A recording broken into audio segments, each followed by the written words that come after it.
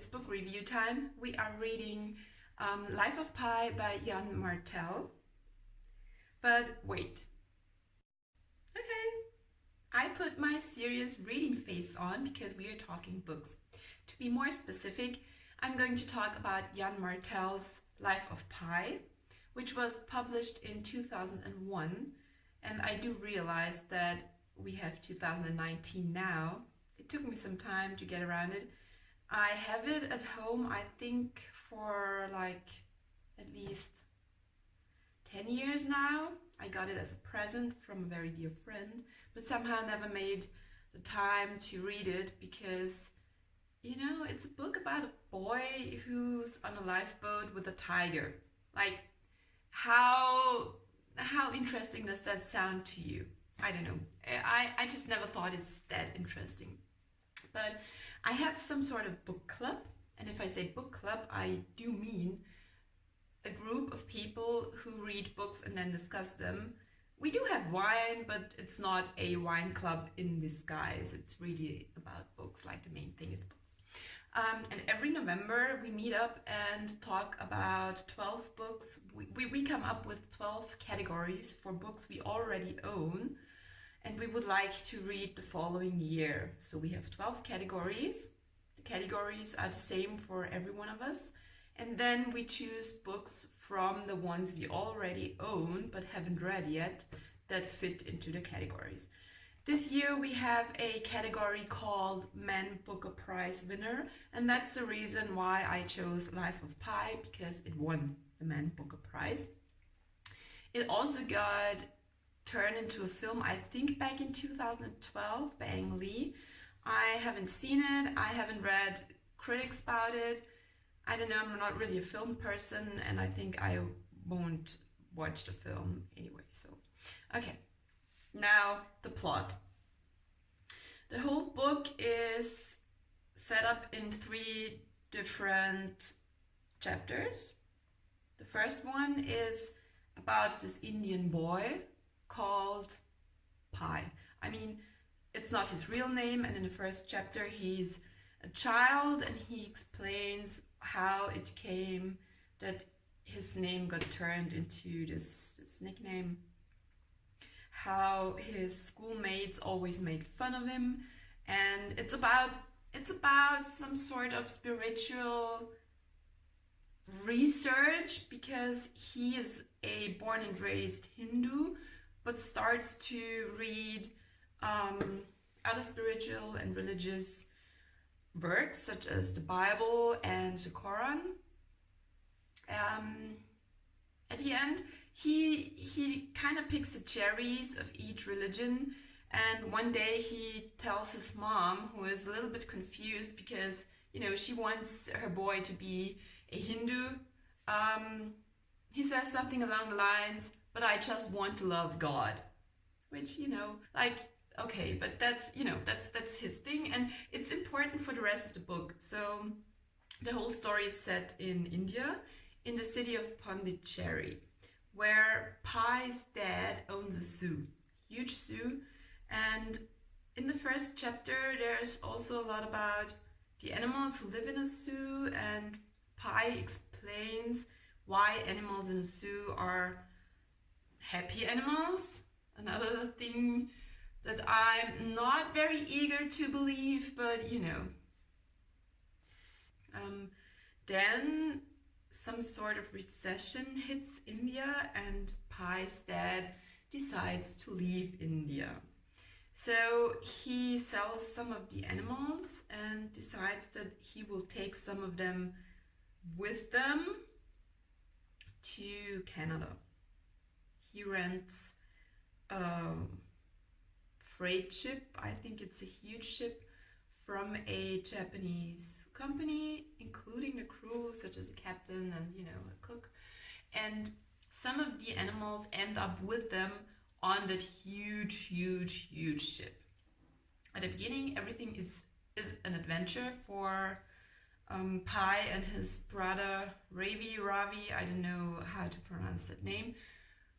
it's the brother is a little bit older than him, and you know, they kind of explore the whole ship and they take care of the animals. And aside from the crew and the animals, there's also Pi's dad and Pi's mom.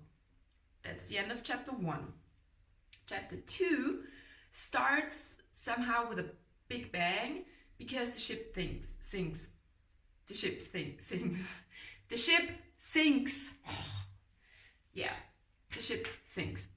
And Pi manages to escape onto a lifeboat.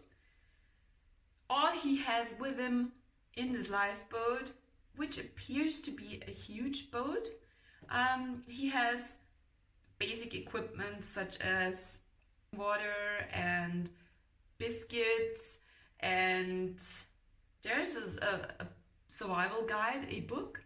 Then he has some sort of distilling entities to turn salt water into fresh water.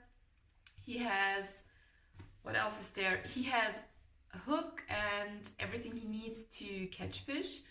And on top of it, surprise, there's not only a tiger called Richard Parker, no, there's also a zebra, a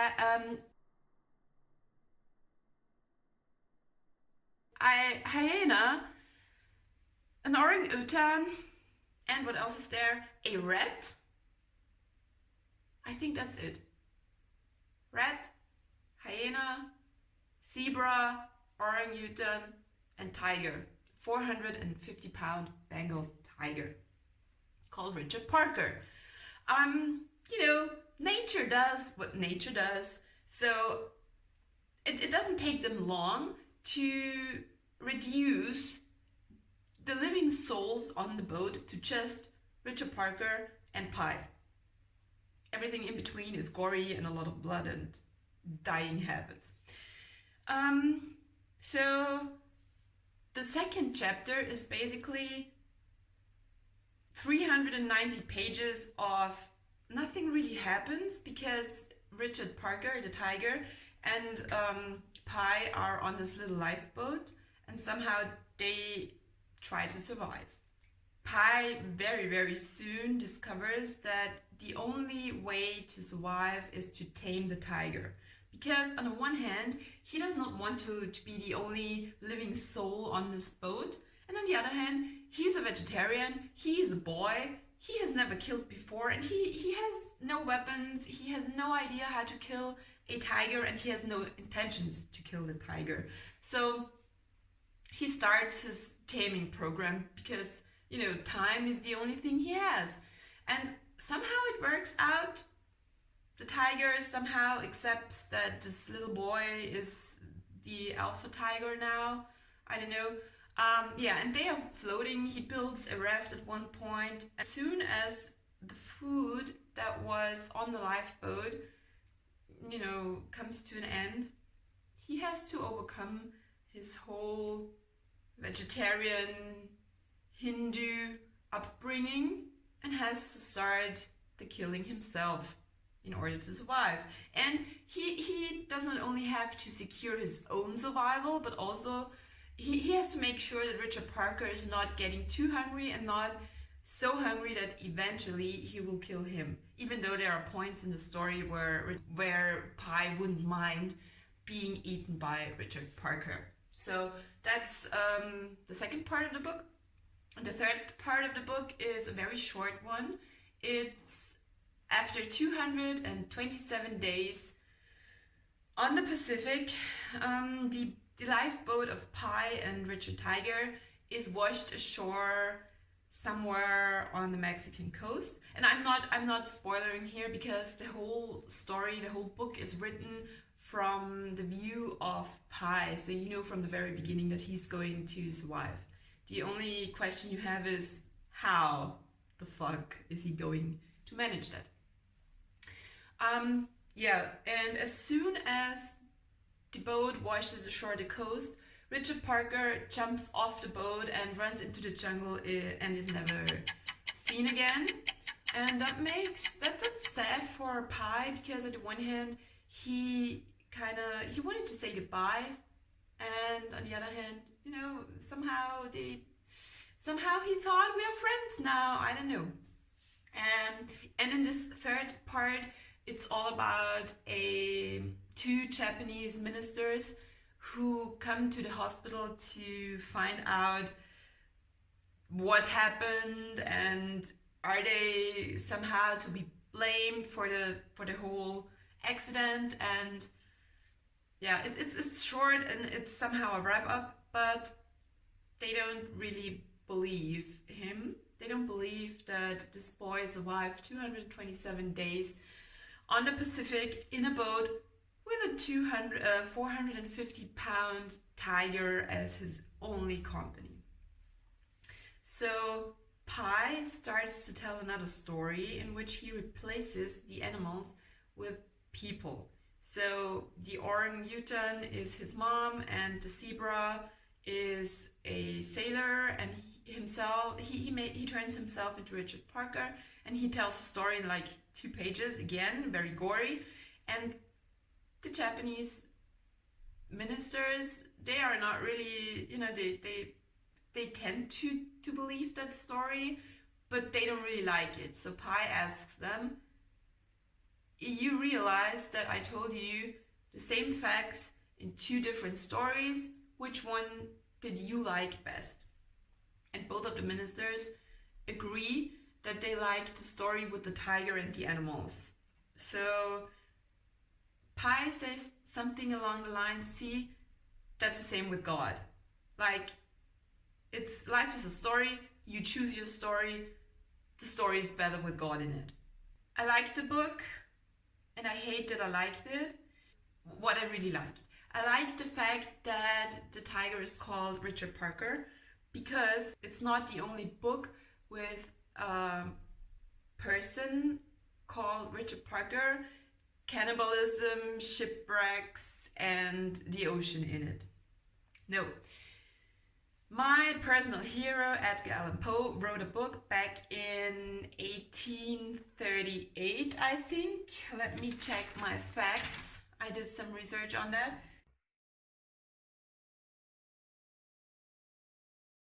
Poe wrote a book back in 1838 in which a guy is cannibalized after his ship sank. It's a novel. The ship was called Nantucket. That one. Then there was a legal case, I think in 1846, in which a shipwreck and a guy named Richard Parker and cannibalism played a role. That were my ice skates tumbling over. And there was a third book. That one was by Jack London, and it was also about a guy named Richard Parker, a ship, and a shipwreck. So I found it bemusing, if you will, that Yann Martel chose Richard Parker as a name for the tiger. There's also a funny background story in the book about why the tiger is called Richard Parker, which is funny, I think. Then the second thing I have to say about the book is that it was it's not always easy to read. I like the flow of it, I like the style of it, I like the language that is used, but the author he makes a point of describing everything in the most vivid colors you can imagine. It starts with the killing of the zebra, and you know, there's a guy being killed in the whole story. There's a lot of animals being killed. There's this one point when Pi realizes that he has to start the killings before he starves, and you know, maybe I'm too sensitive, but there were pages I just scanned because it was described how to kill turtles, for example, and I love turtles, and you know, the whole book, reading the book is it's not really fun. It's entertaining and it's interesting, but somehow it's also torture. Like you can literally feel the pain of pie. You can smell the ocean. You can smell the blood and the feces, and I don't know. It was a lot. Like a lot. Blood, for example, a lot of blood. And it's, for me, it's so interesting because it's, you know, from the very beginning, as I said before, that Pi is going to survive. You just know that because he writes it from his point of view as a grown-up after he was saved. So you know that. But still, you are thrilled and you want to know what happens next, even though nothing really happens. You know what I'm saying? It's just, it floats. The story is it has its ups and downs, and parts that are somehow hopeful and then devastating again. And the book is not a lot of things into perspective. For example, I grew a beautiful pimple on my forehead, but you know what? At least it's just a pimple, and I'm not on the Pacific in a lifeboat with no company at all, but a 200, 400, and I don't know why I keep saying 200. Yeah, I have a pimple, but at least I'm not floating on a lifeboat with a 450-pound Bengal tiger called Richard Parker as my only company, so that's good, right? I mean, that's great. I love it. You gotta love your life. Yeah, then what I thought, the book is described on the back of the book. It says it's touching and it's witty, it's humorous, funny and cruel. I have to agree that it's cruel, and I have to agree that it's touching at some points, because even though, you know, it's sad at the end, because as soon as I told you, as soon as the boat washes ashore, Richard Parker is gone with the wind. And that's a little bit, Pi is sad because somehow he thought they were friends. I mean, for more than 7 months, he kind of secured the survival of the tiger, and that son of a bitch just, you know, takes off without turning back, without, you know, waving its paw, saying goodbye, thank you, thank you, thank you for the fish. Know what I'm saying? And there's a part in the book that I highlighted because I highlighted it because I liked what it says. I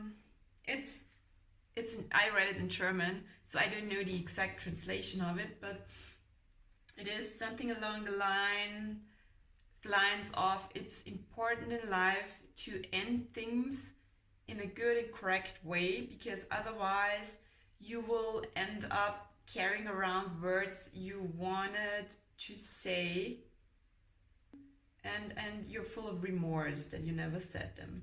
So I think that's the takeaway for me. Always end things well, because you never know what happens next, and you know, maybe I should call my mom and ask her how she's doing before my ship sinks and I find myself without a family but a tiger somewhere on the ocean. I don't know. You know, things happen, apparently. Yeah, so I like the book. Let me consult my notes. What else I would like to say? Yeah, that's about it. I like the book. I could have lived my life without having read the book, but now I'm happy that it's done, you know. It's definitely a book I can recommend for people who are not as sensitive as me when it comes to, you know, I have no problem with people killing people, but fluffy animals, turtles, harmless turtles, I don't know. But it's interesting because you find yourself wondering how long it would take you to turn into the person Pi turns into. And it's interesting because you do a little bit of, you know, soul searching when it comes to that.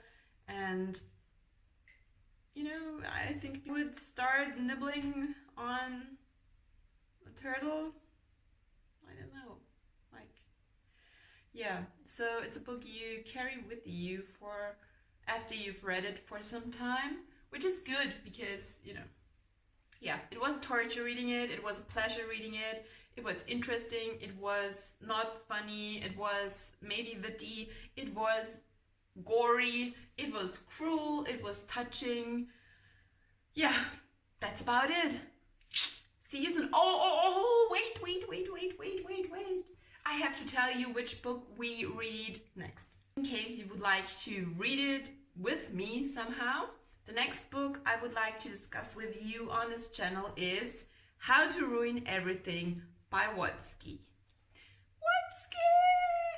Watsky is one of my favorite rappers, and he wrote this kind of thin, short book. Never judge a book by its cover, I guess. But the title reminded me a lot of a person I know with a talent for ruining good things. Yeah, so if you would like to join me, I'm happy to discuss that book with you. If you want more of the perfect radio face in your life, make sure to subscribe to my channel. Maybe hit the bell to get notifications, and see you next time.